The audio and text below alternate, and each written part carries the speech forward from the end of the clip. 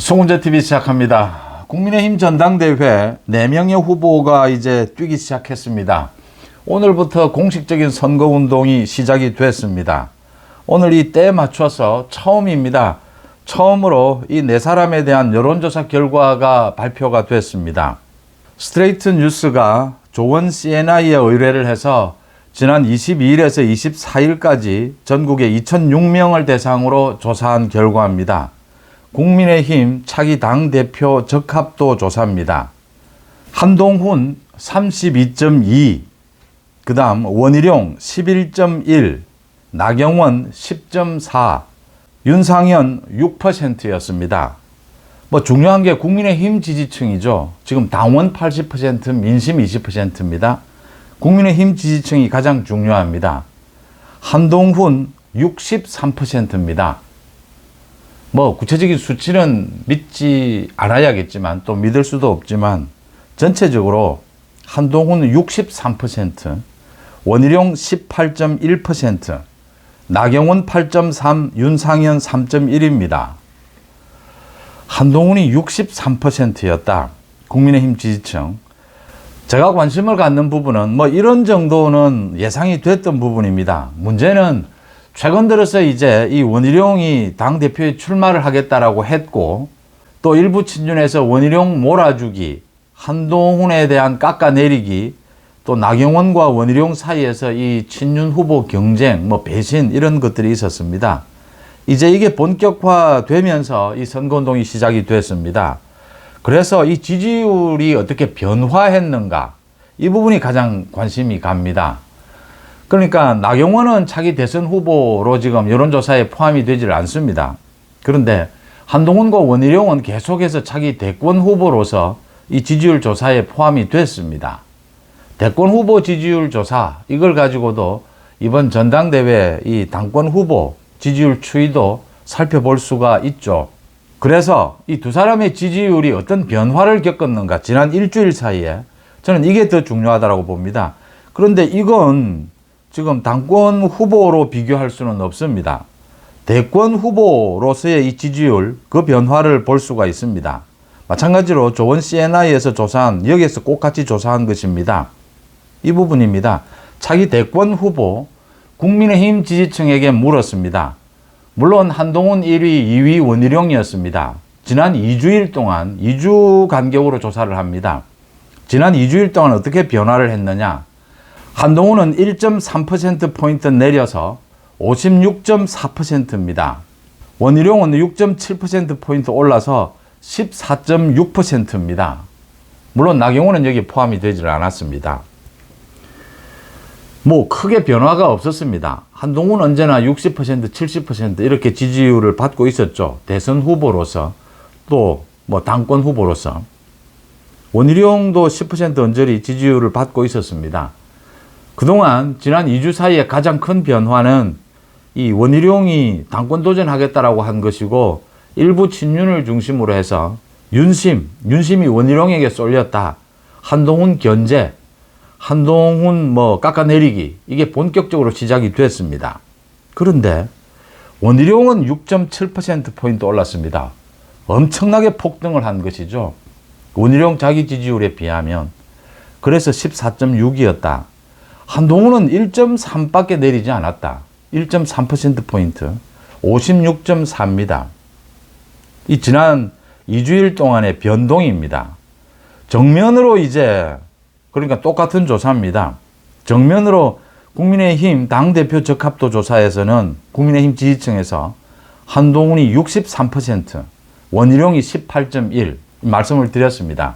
나경원 8.3, 윤상현 3.1입니다.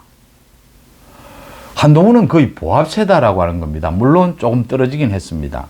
원희룡은 폭등을 했습니다. 한동훈 대세로는 그대로 유지가 되고 있다라고 하는 것이죠. 윤심 이야기가 나왔고, 친윤 일부에서 지금 원희룡, 나경원, 원희룡의 전격적인 출마, 그래서 굉장히 많은 부분이 포함이 됐다. 이미 굉장히 지난 일주일 동안 출렁거렸다라는 것이 이 지지율에서 드러납니다.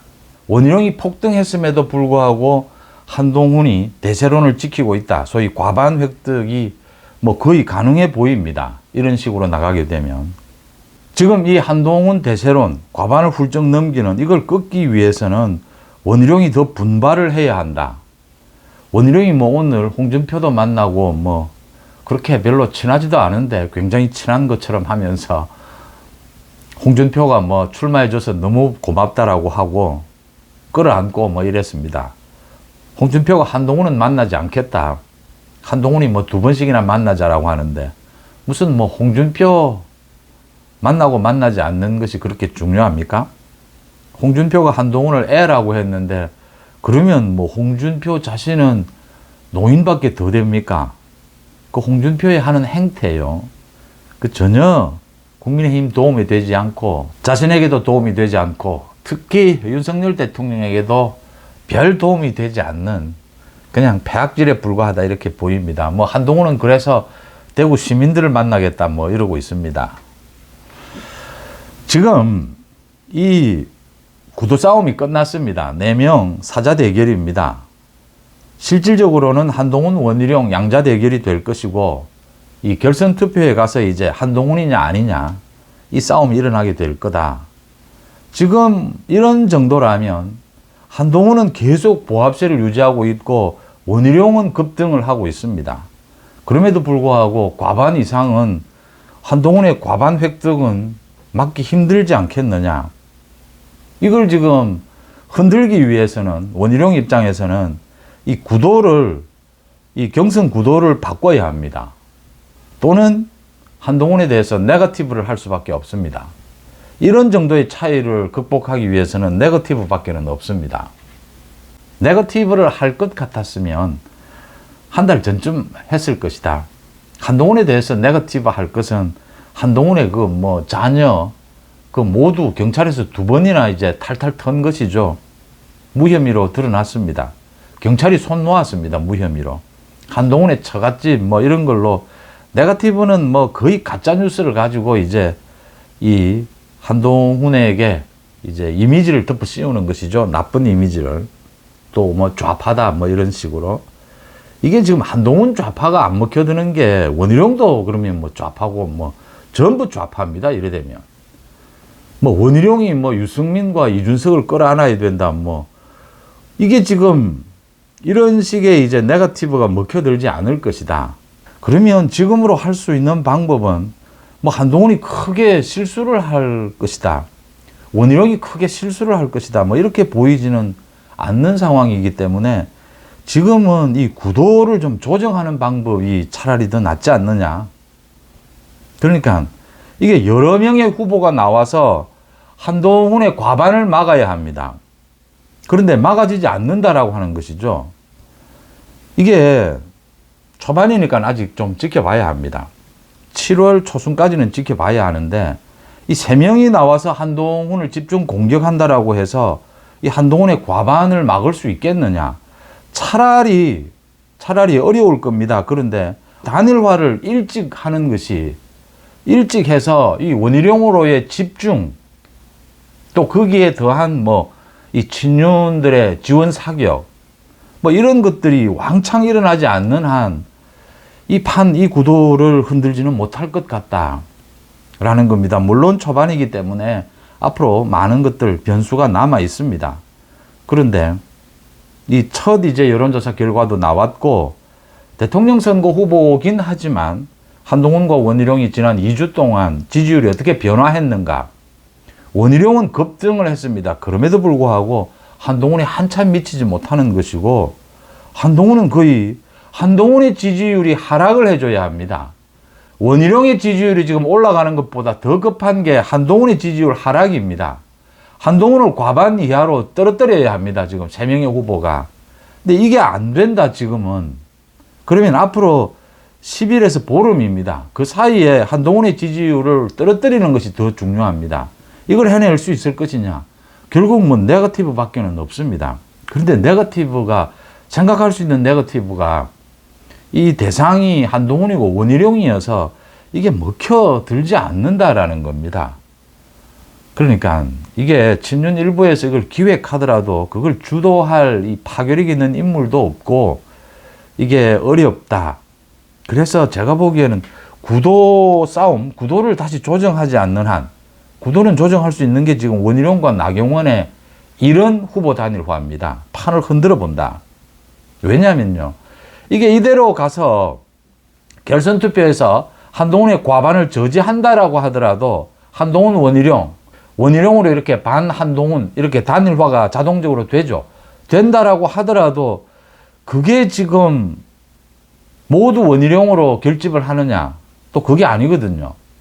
이게 한동훈, 원희룡 이 지금 두 사람이 사실은 정치적인 색깔이나 이런 것들이 상당히 비슷하고, 오히려 여러 가지 이런 부분에서 한동훈에 대한 이 결집력이 더 큰 부분이 있기 때문에 결선 투표로 가서 자동적으로 단일화가 된다 하더라도 이게 전망이 밝지 않다라고 하는 것입니다.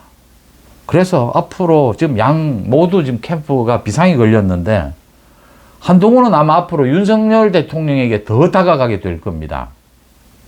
윤 대통령을 지키겠다, 탄핵을 막겠다, 문의조 심판하겠다, 윤석열 정부 성공을 자기가 가장 앞장서겠다, 계속 다가가게 될 겁니다. 당원들의 불안감을 일단 불식시켜야 합니다. 원희룡의 입장이 참 답답해진 부분이 있습니다. 이 원희룡이 참 언제나 가지고 있는 이 자신의 자질보다 이 평가가 박합니다. 지지율이죠. 원희룡의 지지율이 언제나 이 참 원희룡이 가지고 있는 정치적인 무게감보다 지지율이 그걸 따라와주지 않는다라는 게 언제나 원희룡으로서는 약점입니다. 그 부분을 이번에 정말 보완할 수 있느냐, 뭐 이게 누가 당대표가 되든 그게 가장 관건인데, 지금은 원희룡의 지지율이 급등은 합니다. 그런데 중요한 것은 한동훈의 지지율을 깎아내릴 수 있느냐입니다. 이 부분에 답이 정확하게 보이지 않는다라는 겁니다. 원희룡과 그 나경원 부분, 이 후보 단일화라고 하는 이런 획기적인 카드, 그 다음 한동훈에 대한 네거티브를 생각해 볼 수 있는데, 이건 뭐 당내 경선에서 한동훈이나 원희룡 다 네거티브를 하지 않을 겁니다. 초반 이제 이 당권 경쟁 구도 싸움이 끝나고 지지율까지 처음으로 발표가 됐습니다. 한동훈 대세론이 계속 이어질 것이다 라는 전망입니다. 원희룡이 어떤 반격에 나설지 한번 지켜볼 대목입니다. 7월 초까지 이 판 전체를 흔들지 못한다면 이건 뭐 거의 정해진 것이나 다름없다. 왜냐하면 차이가 너무 큽니다. 지지율 변화가 너무 없다라고 하는 겁니다. 원희룡의 지지율이 중요한 것이 아니라 한동훈의 지지율이 중요합니다. 원희룡은 앞으로 계속 급등을 할 겁니다. 그럼에도 불구하고 한동훈의 지지율을 깨지 못하는 한 이 구도는 변화하지 않는다라고 하는 점입니다. 송은재TV 마칩니다. 고맙습니다.